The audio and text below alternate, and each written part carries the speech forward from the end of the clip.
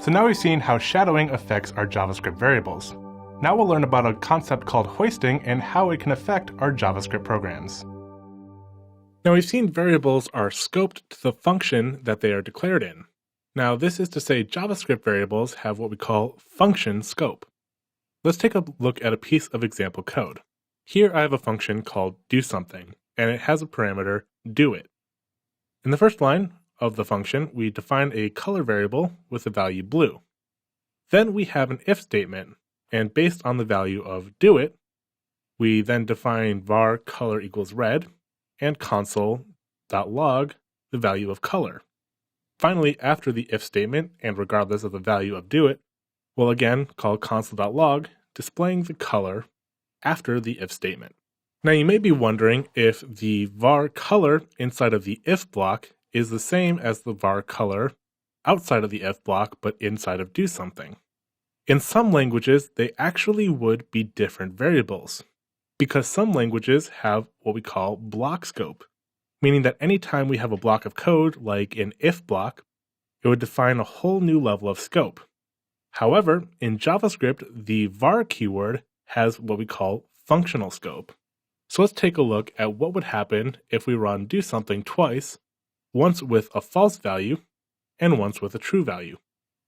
Let's take a look at what it would do just by running through the code. In the first execution, we have var color equals blue. So color equals blue. Then we skip over the if block because doIt will be false, and we should see console.log say that color is blue. So I'm actually going to remove the second call so we can just focus on this first one. So I have it saved out. If we go to our browser and refresh, we see color after the if block is blue. And this makes sense. So let's see what happens if doIt becomes true.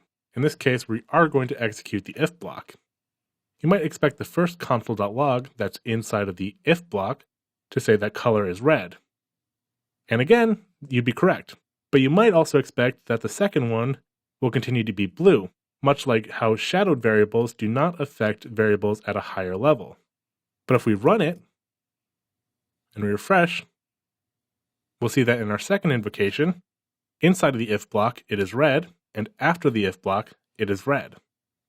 And that's because even though we use the var keyword inside of our if block, it's still inside of the same scope as the color that's defined blue after the doSomething line.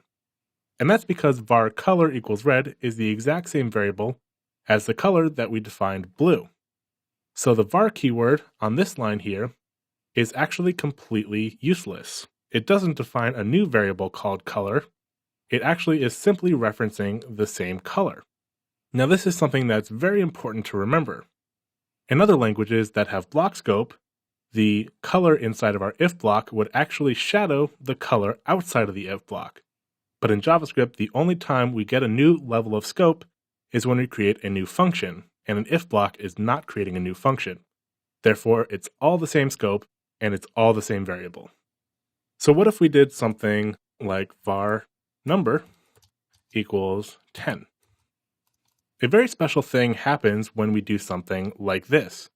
You may think that the number is only declared when doIt is true. However, that's not actually what happens. When JavaScript sees a declaration like var number equals 10 in the middle of a function, it does something called hoisting the variable. Instead, you're not actually declaring the variable on this line in the middle of the function. What really happens behind the scenes is var number is declared at the top of the function. Then, instead of declaring it here, it actually simply assigns at that point. So this is what actually happens when you have a var initialization in the middle of a function. Its declaration is hoisted to the top of the function that you're in, and then where you set the value, it simply sets a value to that variable. So this is important to remember. Now, you don't really have to think about it so long as you follow the simple rule of keeping all of your variable definitions at the top of your functions. Anytime you see a var declaration here, it's completely unnecessary because instead you could do var number at the top and simply assign to it in the middle, which is actually what happens when the JavaScript runs. So you should always try to avoid having a var declaration anywhere but at the top of your function. Of course, global variables are a little bit different. In that case, you probably want to define all of your global variables at the top of the file they're used in. This is not only because this is how the hoisting will actually make it work, but also because it allows you to see at a glance what all of the variables you are using in this file are.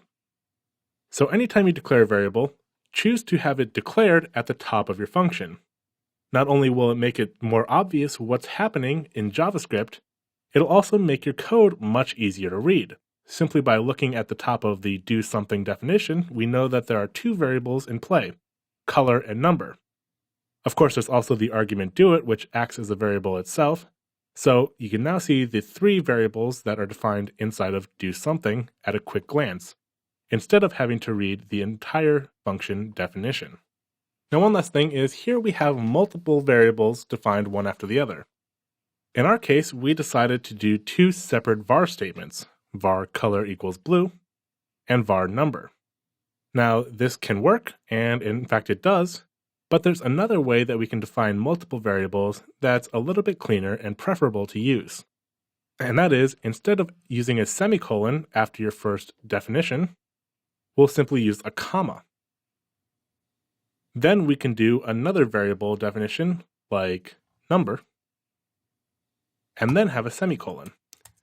And this will have the exact same effect. We can have as many of these as we want. For instance, we could have name, and we can even choose to initialize variables and mix them with variables that we are not initializing. So we'll initialize name to Jim. So in this case, with one var declaration, we're defining a variable called color and initializing it to blue. We're defining a variable called number with no initial value, and we're defining a variable name with the initial value of Jim. Now, as you add more and more variables to this declaration, it may become a little bit unruly to have on one line. To fix that, you can simply split it onto multiple lines. For instance, you could do something like this. The indentation is not necessary. It's just as valid to do this. However, it's not very clear that number and name are part of the var statement. So it's common to indent either one level or sometimes two. And two levels, in my case, is 4 spaces. And since var and space is 4 spaces, it makes all of our variables line up nicely. Now, when you're doing a multi-part variable declaration, it's important to remember that all of them should be separated by commas, and the whole statement should end in a semicolon. If you, for instance, use a semicolon here, instead what we're doing is we have the var statement defining color equals blue and number. However, name equals Jim is simply a global assignment to the variable name, which can cause the problems that we talked about in an earlier video. Again, just remember that anytime you have a multi-part variable declaration, you separate them all by commas. Otherwise, you could have some unintended behavior that will cause some bugs that can be pretty hard to figure out. So now you should be very familiar with variables in JavaScript. We learned about proper naming, about how function scope works, and about shadowing and hoisting. Up next, we'll learn about the types of values variables can store.